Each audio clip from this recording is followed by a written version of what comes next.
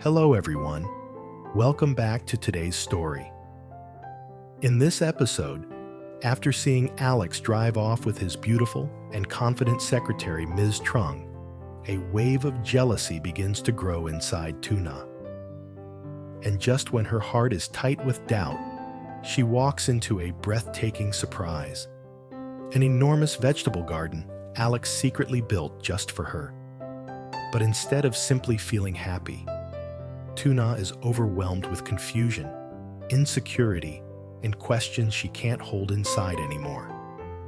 Stay until the end, because this episode uncovers the first honest conversation where Alex reveals just how deeply he loves Tuna and why no one in his world could ever replace her. And don't forget to subscribe to help us reach 10,000 subscribers. Your support truly means the world to us. Ms. Trung's car rolled into the yard in a cloud of red dust, the kind that clung to your clothes and followed you even after you'd left. Alex stood waiting, sleeves rolled up, shirt damp from sweat and the lingering humidity after last night's storm.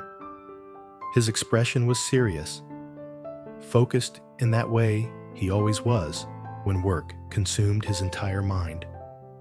The two of them walked side by side between stacks of timber planks still wet at the edges. Drops of water glistened on the wood like thin beads of glass, catching the muted light from the overcast sky. Ms.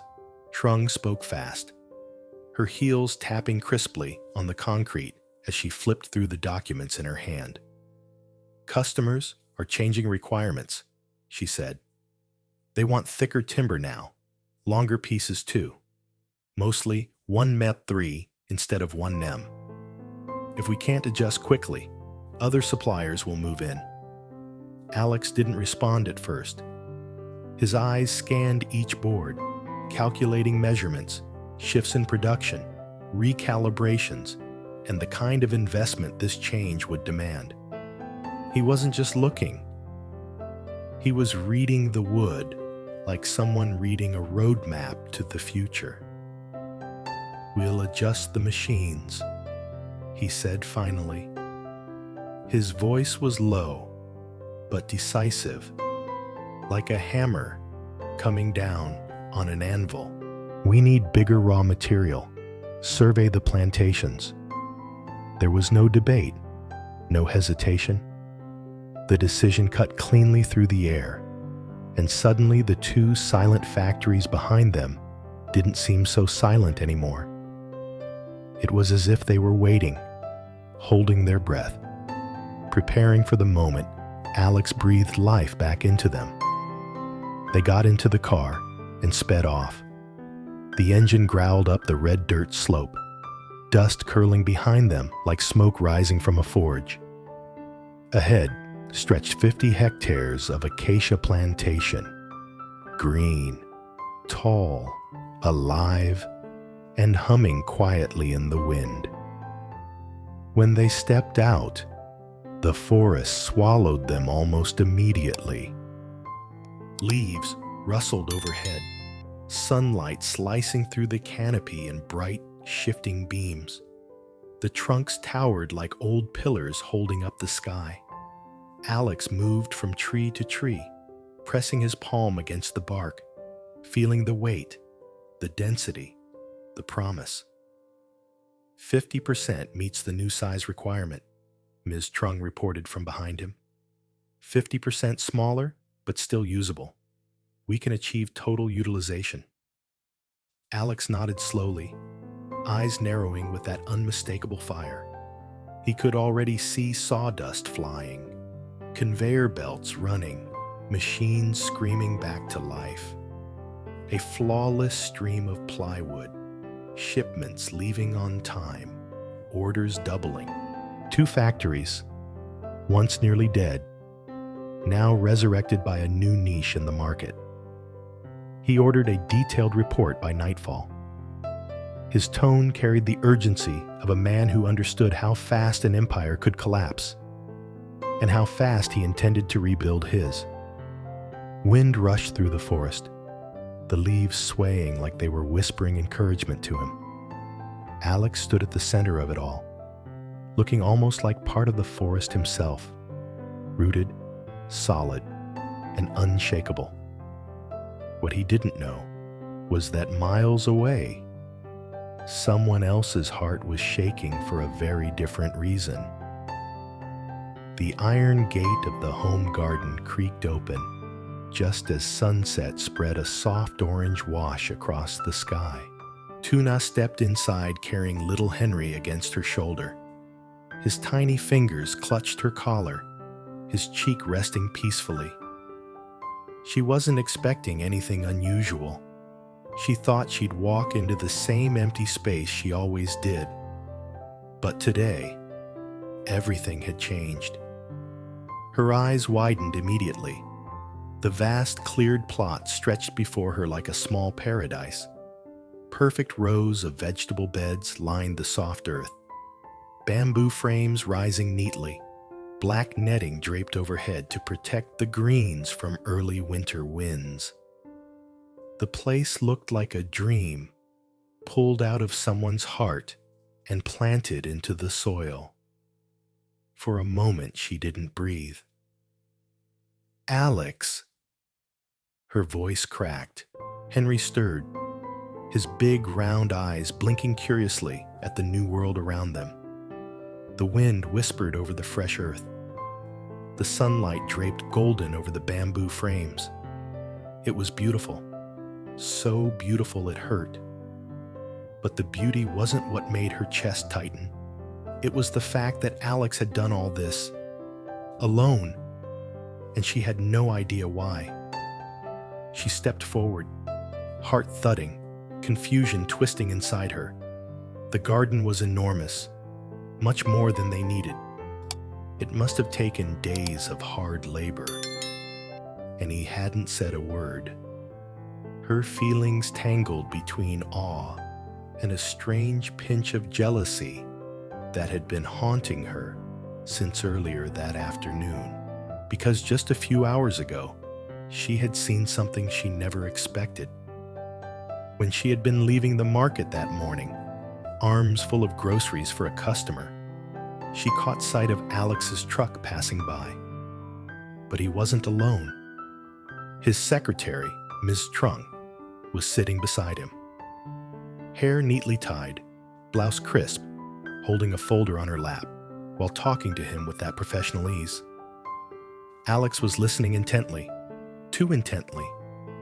Something inside Tuna twisted. She told herself not to think too much.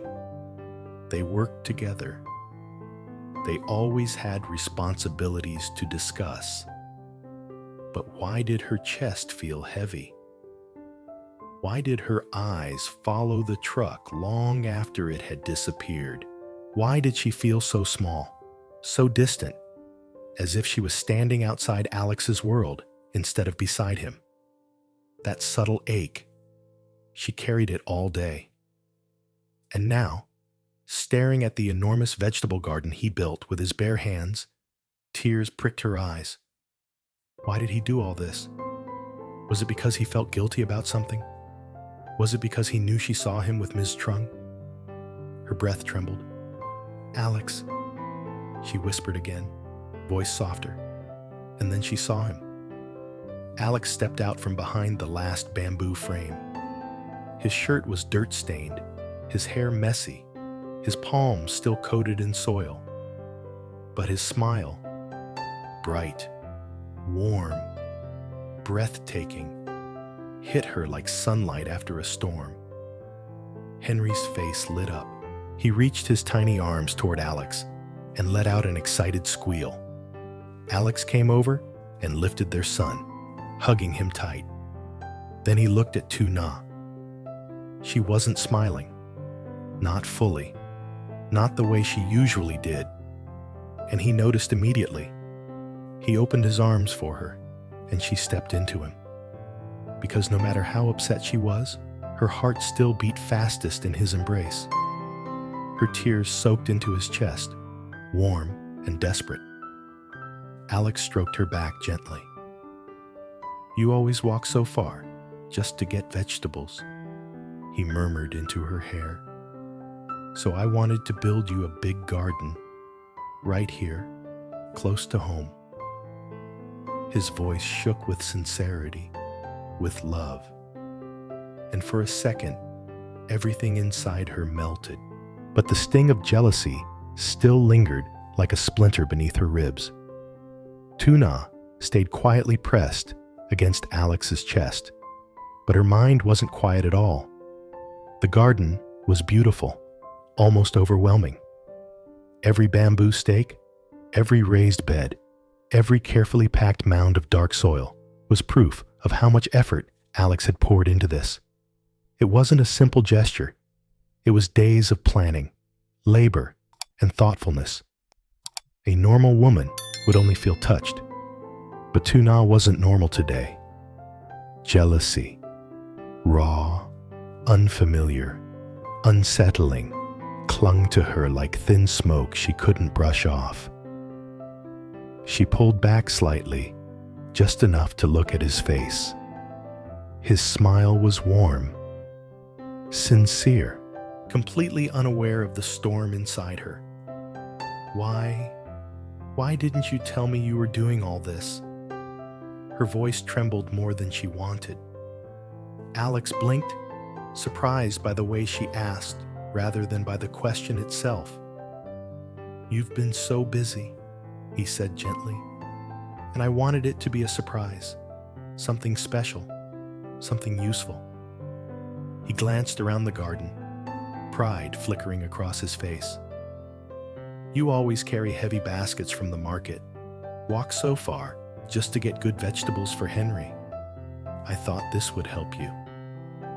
The explanation was perfect, but inside her, the knot stayed tight. She lowered her eyes. "You were really busy today, weren't you?" Alex nodded. "Yeah, I had a meeting with Ms. Trung this morning. Then we went to inspect a timber plantation. It's good news. We can finally restart both factories soon." There it was. Her breath caught, though she tried to hide it. Hearing him say Ms. Trung's name, so casually, so easily, felt like a spark hitting dry grass. The jealousy she'd tried to keep down flared back up. She saw flashes in her mind. The secretary sitting right next to him. The two of them driving off, discussing documents, working together smoothly. She remembered the way Ms. Trung's hair caught the light.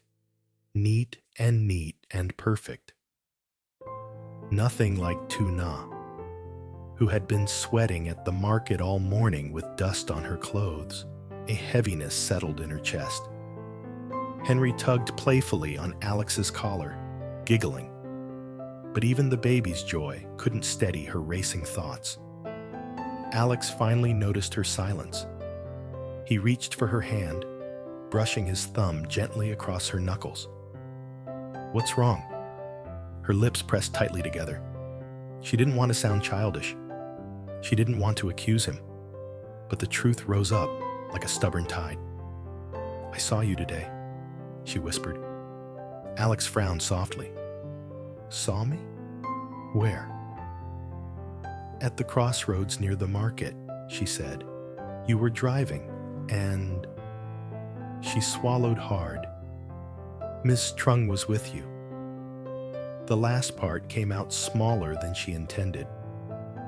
Alex froze, not expecting that. For a moment, the only sound was the soft rustling of netting overhead and Henry's happy babble. Then Alex stepped closer, lowering his voice. "So that's what's been bothering you." Tuna's cheeks warmed. She looked away. "I know it's silly," she murmured. "I know you're working. She's your secretary. Of course she'd be with you.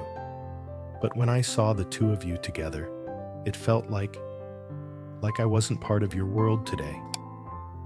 Her voice cracked on the last word. Alex's expression softened with understanding. He lifted her chin gently, forcing her to meet his eyes. "Hey," he said quietly, "you are my world. You and Henry. Work is just work. I go with her because she knows the documents, the schedules, the data.